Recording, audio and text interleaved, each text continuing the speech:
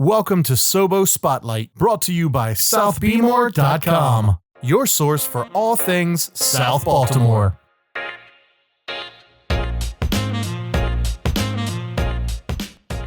Well, hello, friends and neighbors and fans of South Baltimore. In this episode of SoBo Spotlight, we're happy to be joined by Terry Hasseltine, the Executive Director of Maryland Sports Commission.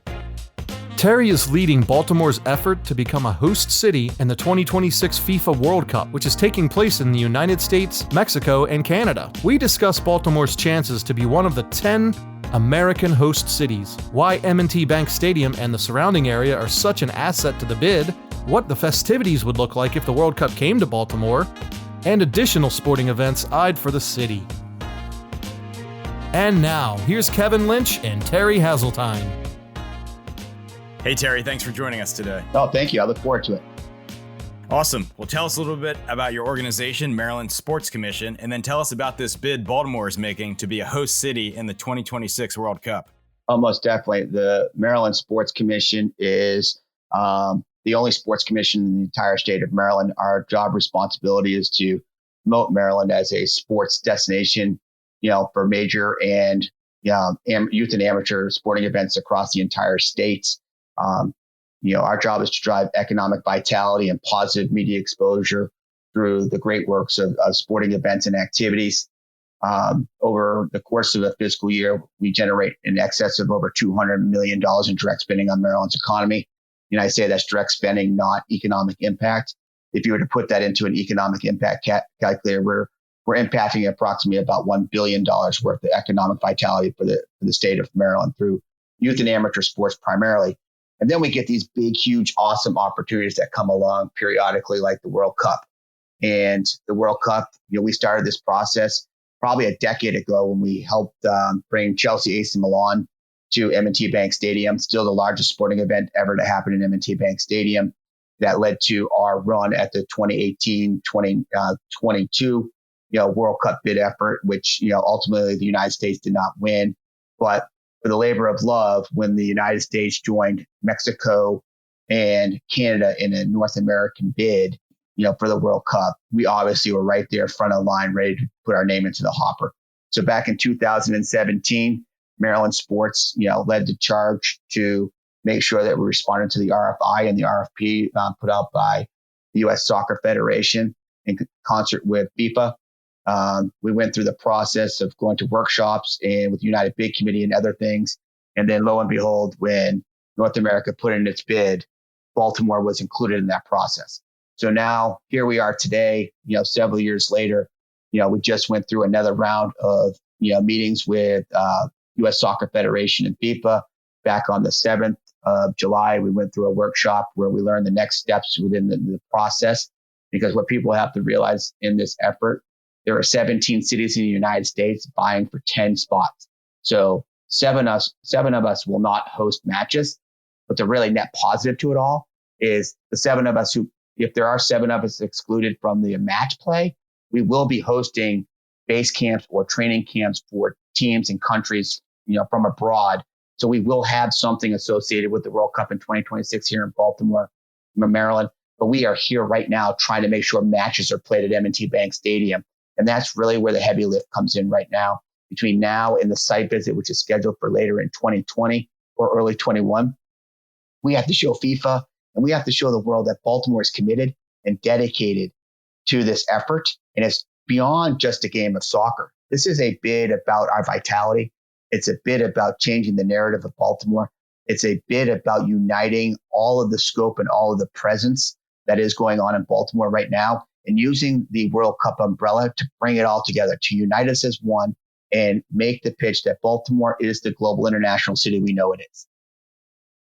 Awesome. Well, you're getting me excited just talking about it. I'm certainly a big fan of the World Cup, and obviously, they call it the biggest sporting event in the world. So certainly, you're getting me excited just hearing about the possibilities. Now, as I look at some of the other finalists, I see Washington, D.C., and I see Philadelphia and even New York, 2 cities that are very close to Baltimore, then another city that's not too far away. How do you think that regionalism affects Baltimore's bid? Is there any chance that maybe the committee looks at clustering some host sites together, or do you think maybe they want to spread it apart across the country?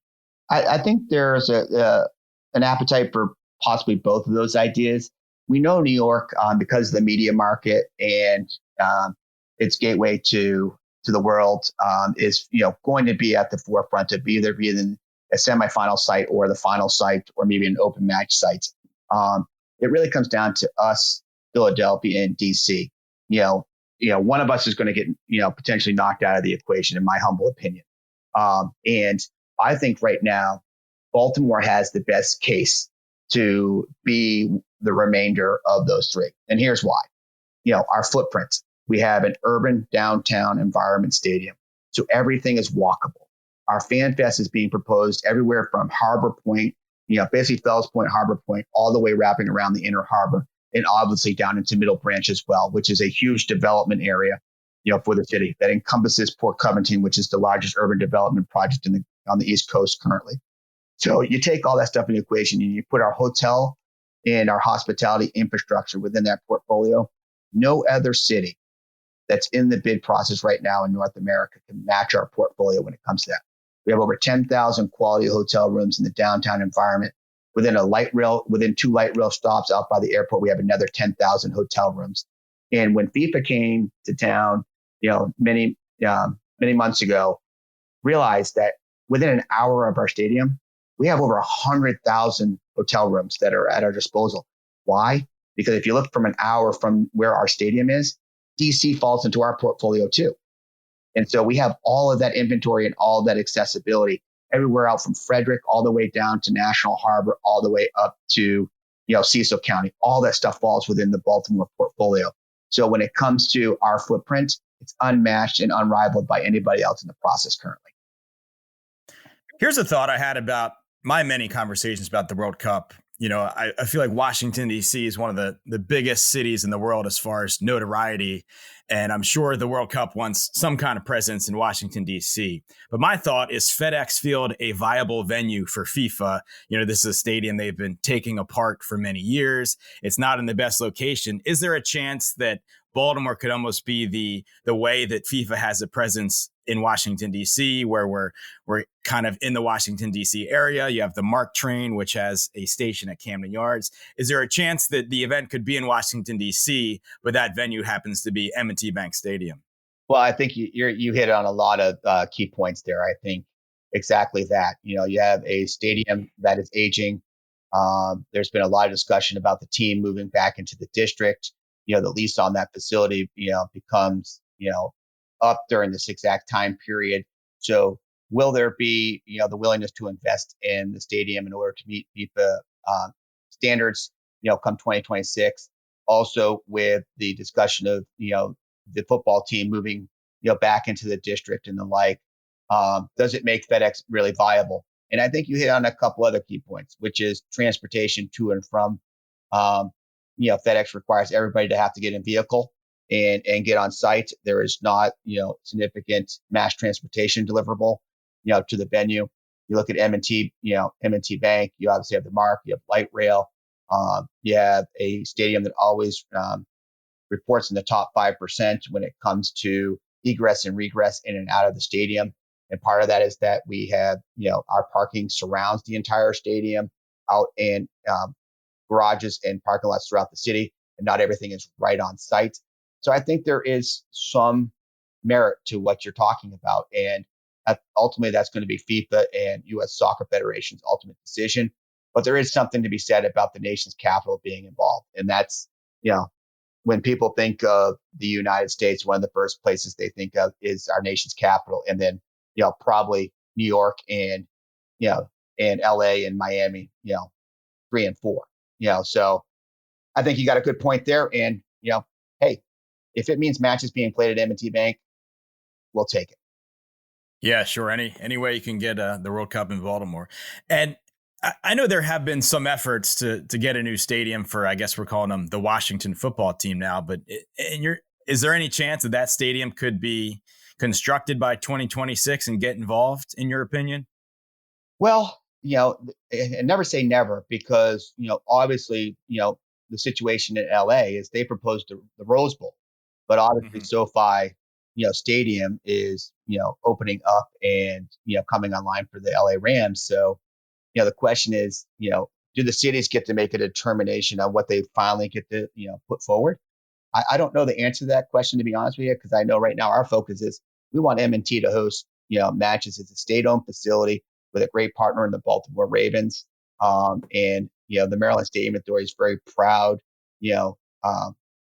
landlord of of the entire 85-acre complex, that hosts M&T Bank Stadium on it, as well as Oriole Park at Camden Yards. And so, our focus right now is to make sure the assets in which we have our hand in, get the best opportunity possible. And whatever happens at FedEx, happens at FedEx. At southbeamer.com, we cover the neighborhoods surrounding the stadium. And one of our biggest stories in recent years has been all the development around the stadiums between CBAC's Warner Street district they're doing, which will have a Top Golf and a music venue and likely a hotel. You have Case Valley Partners Stadium Square project, which is bringing all kinds of mixed-use development. Himmelrich Associates is improving 3 to 4 buildings right near the stadium. Federal Hill is constantly adding amenities. And then you look at Pigtown, that's a neighborhood that's really starting to see some new investment. How much is the future of the area around the stadiums part of your pitch? It's a huge part of our pitch. One of the things that, we're looking at is the legacy. What's the legacy of the World Cup? Not the legacy all associated with the bid process, but also the legacy post hosting the event in 2026. Obviously, we think the World Cup can bring a lens onto Baltimore like no other event can.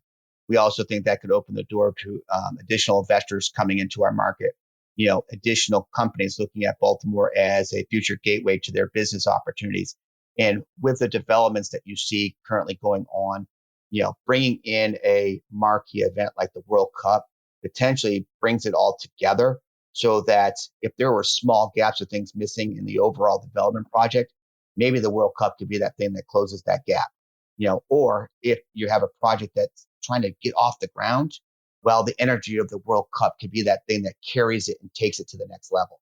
So how, the Stadium South, how the South Baltimore Gateway, how Pigtown, how Fed Hill, those projects that you just described all fit within our portfolio of things that we're trying to, brag and boast about, that Baltimore is ready. Baltimore is already making significant investments into certain, infrastructure, adjustments that will create a better portfolio for our guests and our residents and the like to really enjoy the match play experience in the city of Baltimore. And the World Cup, like I said, is that umbrella catalyst that could help make all this thing come to fruition. Very cool. I know earlier you mentioned Middle Branch and Port Covington, and hopefully by 2026, Port Covington will have a lot more buildings that are open down there. And then certainly they have that Middle Branch master plan, which is trying to improve the waterfront and some promenades around the water. So like you said, maybe that's the type of project that could get moving a lot faster if we know the World Cup is coming. So it sounds like you're a guy that really knows your development, and we could talk for hours about that. Yeah, like I said, I mean, there's tremendous things going on already. There's tremendous things that people are thinking about wanting to do. And we got to figure out a way how to connect all of those things as part of our legacy, part of our sustainability, part of our human rights. There's so many other factors when putting together a World Cup proposal that are beyond just the game itself.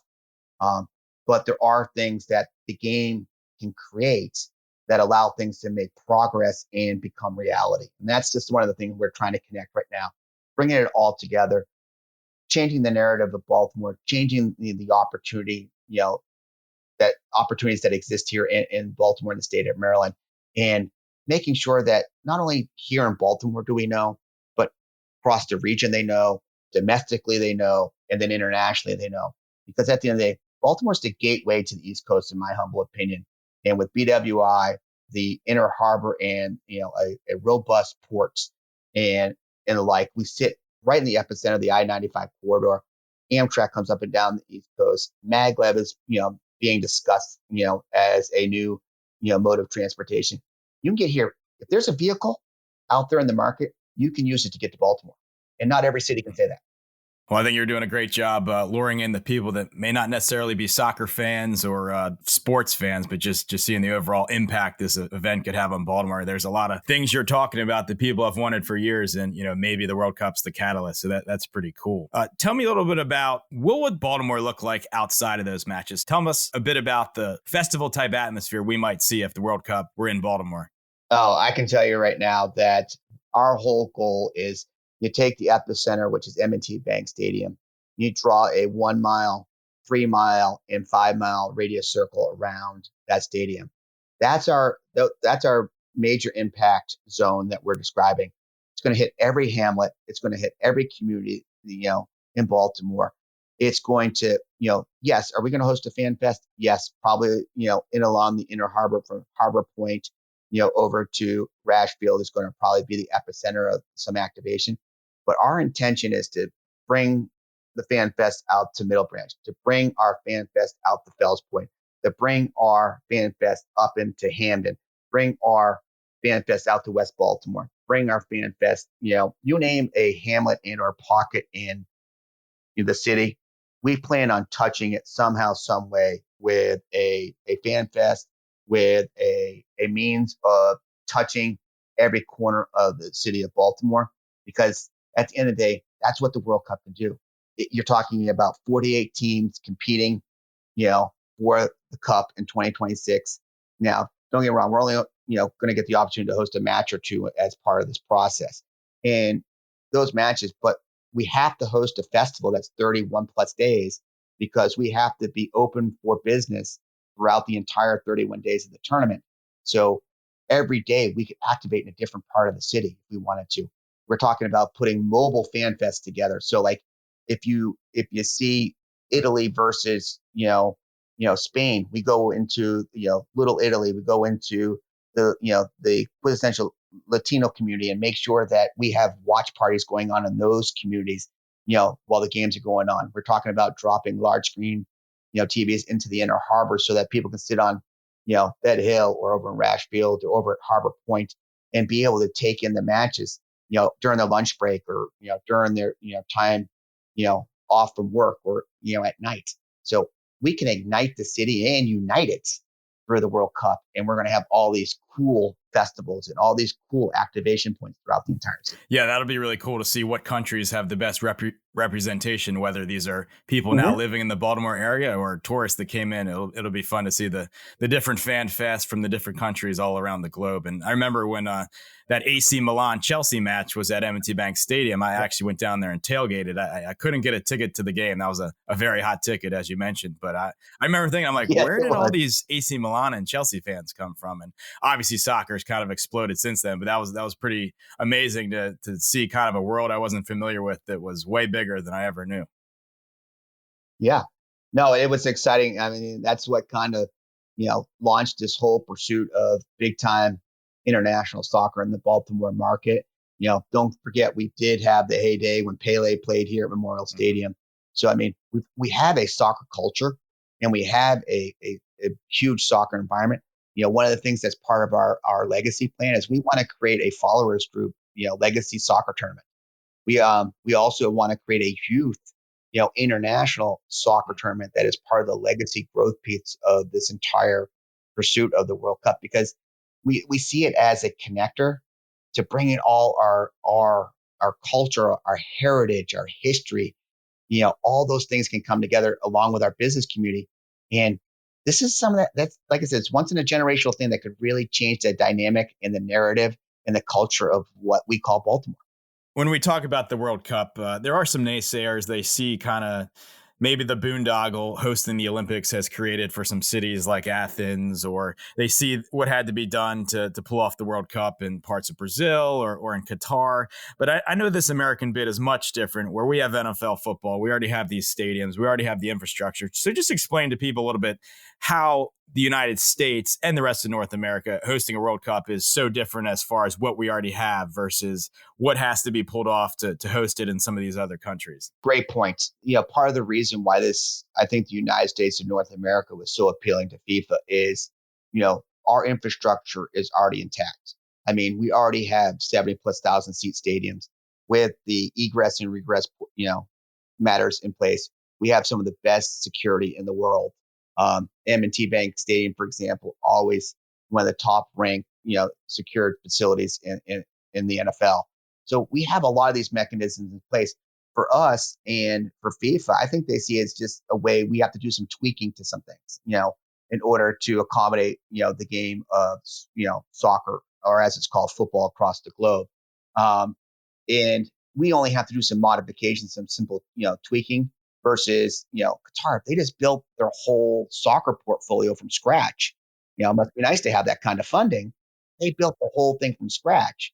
And, FIFA enjoys that because they have to build everything to their specs, which is, kind of cool. You get to, if you had a chance to build your own car and you get to put everything that you truly want into it, and you had an endless purse to do it with, well, shoot, your car would be super stoked and you'd be like, yeah. But, here we already have all those really super, cool bells and whistles. We just have to modify a little bit and put a little, fine tuning here, a little touch up here. But outside of that, we're ready to rock and roll. We could host the thing tomorrow if we needed to. Yeah, and certainly the United States has almost been a backup option in past years in case one of these other venues fell through. Exactly. I know you were talking about soccer culture and the area, and I'm looking. It looks like Baltimore may be the closest city to Hershey, Pennsylvania, which is the hometown of Christian Pulisic, certainly the star of the United States soccer team, looking like maybe one of the best young stars in the world of soccer. Will that be part of your pitch at all? Hey, Christian Pulisic and his fans and his family might be able to get to Baltimore the easiest.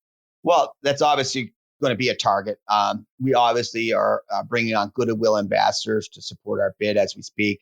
Saw the last couple weeks we brought on Gooch, we brought on Angel McCautry, and we're constantly looking to bring additional profile folks into the equation to help us, push and promote the Baltimore effort.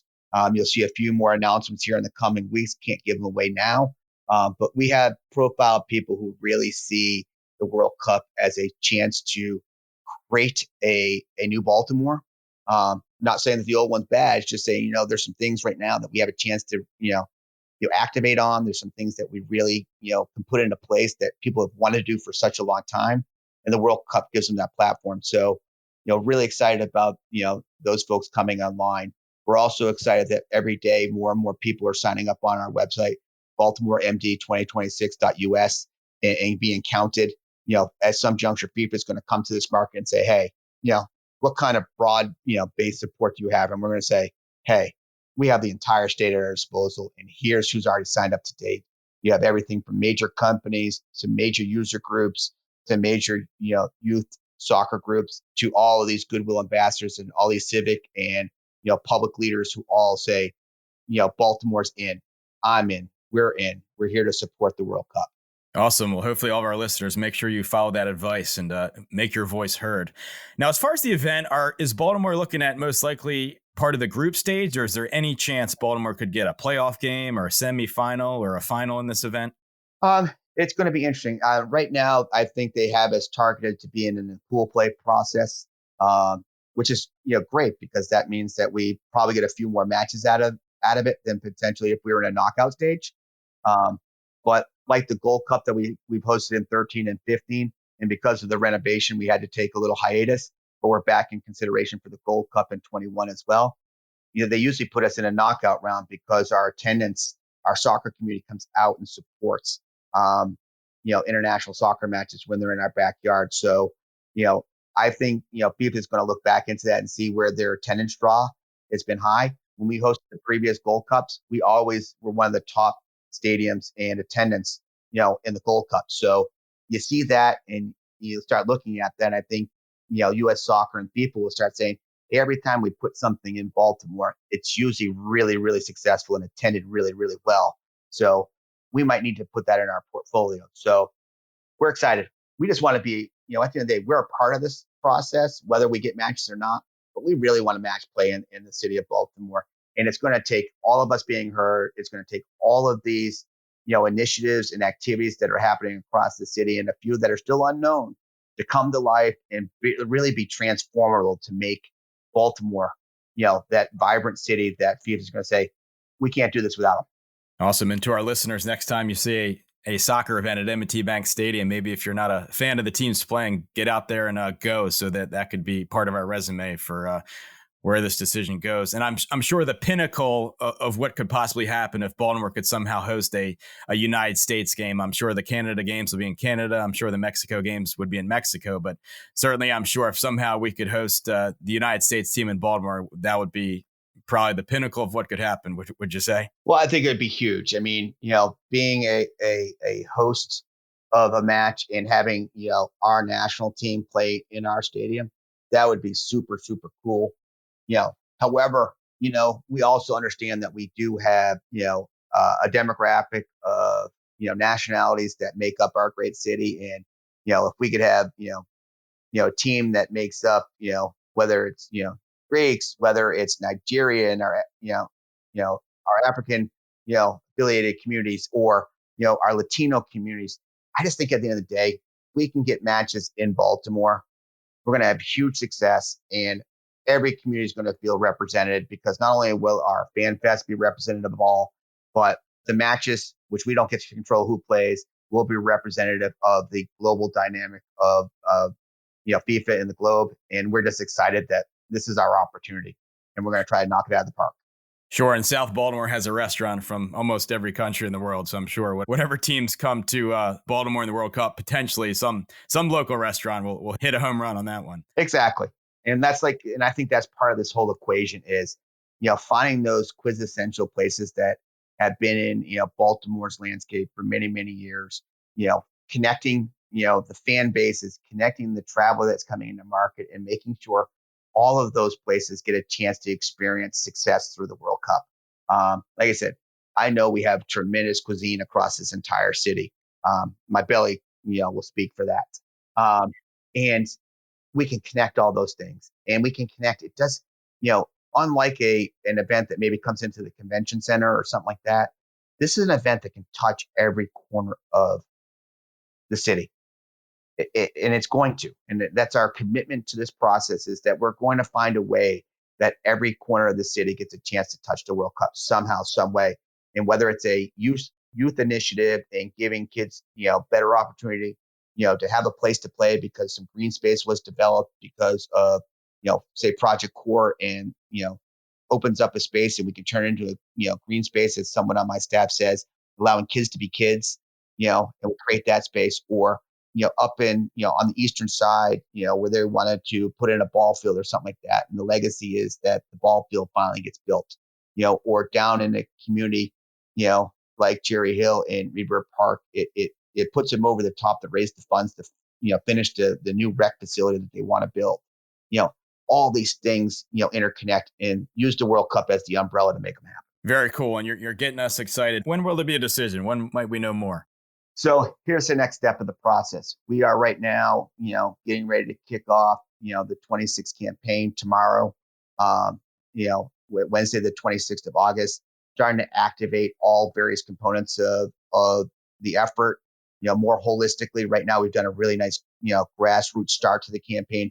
We're going to really start revving up this energy over the next 26 to 52 days, everything being done in multiples of 26 as part of the legacy of the campaign.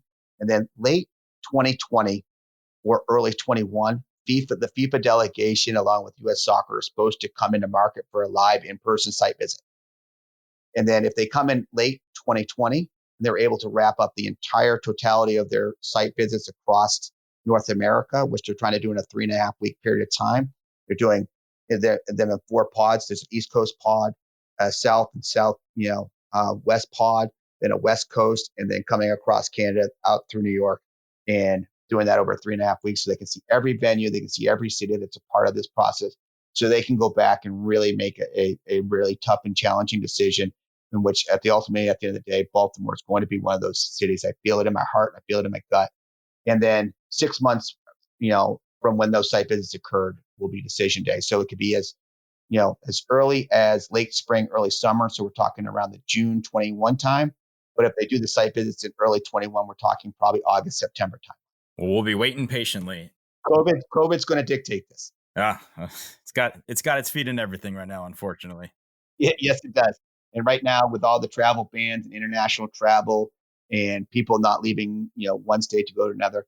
It's just too much risk out there right now for them to honestly make, you know, the travel. So we understand. And the nice part is this is, we're looking for something in 26. So even if it had to become late 21, we know they're hard at work.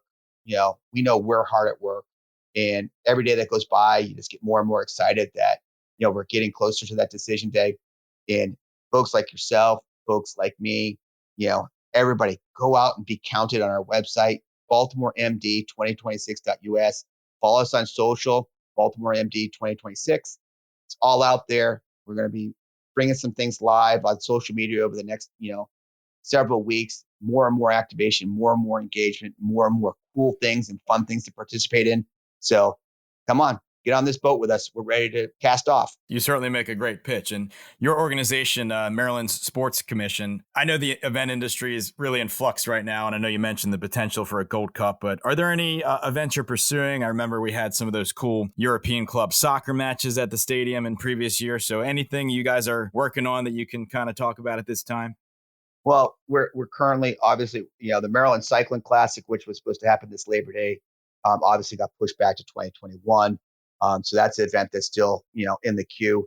That we're the only pro series 1 day professional cycling event in the United States, which is pretty, cool accomplishment.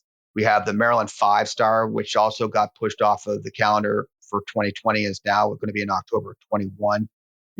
We're always looking at future matches. Like I mentioned, the Gold Cup, we're looking at future matches. We've been, poking around on a potential major international rugby event.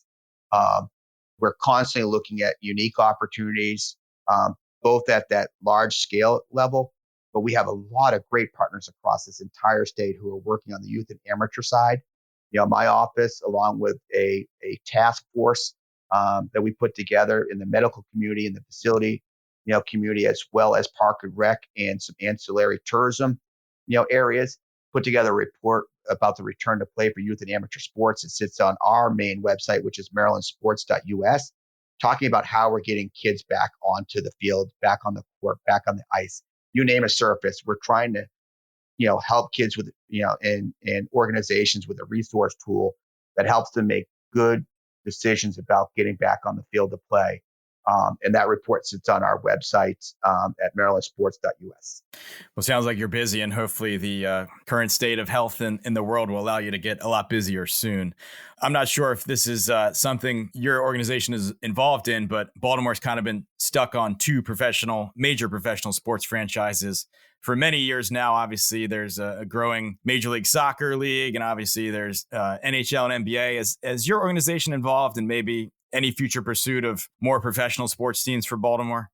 We have been involved with a lot of the discussions from the various groups out there who are looking at those opportunities. Those opportunities obviously are situations like Major League Soccer. Obviously, we're pursuing the World Cup. It seems like it'd be natural for that to become part of the equation. As it pertains to the NBA and the NHL, and like part of that, we're in a geographical challenge spot because we have all those sports that surround us, and a lot of those leagues, with their distance requirements, we sit kind of in the hotbed with, Philadelphia to the north, DC to the south, who, fit in those portfolios. And then you got Pittsburgh out to the west, and kind of, locks us in a little bit on what we can do maybe on that level.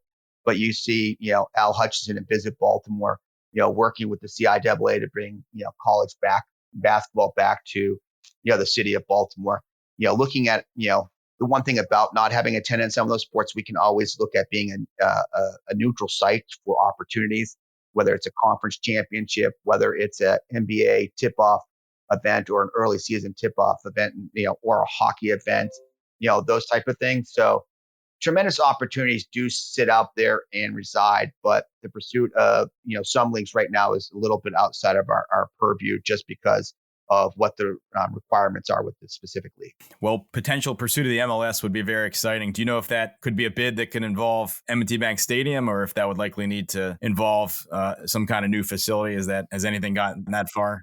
I think anything that's going to probably fall into the realm of, Major League Soccer, whether it's the MLS or the USL, is going to require probably a new build or a modular type, stadium. Could they potentially, play a short period of time at M&T? That's something we could obviously discuss. But I think, it's more likely to be on a college campus, early on, because you're talking one to be in that probably 20 to 25,000 range in, one league, and you're talking about being in the 12 to 15 in one of the other leagues. So, being in, M&T, obviously, there's 71,000 seats. And if you're average or you're looking at a locked in attendance of, somewhere between 12 and 20, that can look very vacuumous. And you obviously want to have a world-class experience and provide the best, scenario possible. So I would see possibly it most likely would be on a college campus of some sort before it moved into a venue of its own. Awesome. Well, I could talk to you all day. I'm a big fan of Baltimore. I'm a big fan of Maryland. I'm a big fan of sports. So you have a lot of information and you have a lot of things that I think people in Baltimore, whether they're a sports fan or not, should be rooting for because, we all want to see this city grow and have more amenities and get a higher profile. So Terry, thanks so much. This has been awesome. No, thank you. I appreciate it. And like I said, last plug one more time, Baltimore MD2026.us and on social, Baltimore MD 2026. Get out there, be counted, be heard, drop us a video, drop us a testimonial, tell us why Baltimore is suited for the World Cup, get engaged, and be heard. Thank you, Kevin and Terry. And one more time, that website is BaltimoreMD2026.us. Again, that's BaltimoreMD2026.us. So make your voice heard, Baltimore, and help bring us the World Cup action in 2026. You don't have to be a sports fan to realize that this event will change the future of Baltimore for decades to come. All right, as always, thank you for listening. Talk to you real soon. SoBo Spotlight. Brought to you by SouthBmore.com. your source for all things South Baltimore.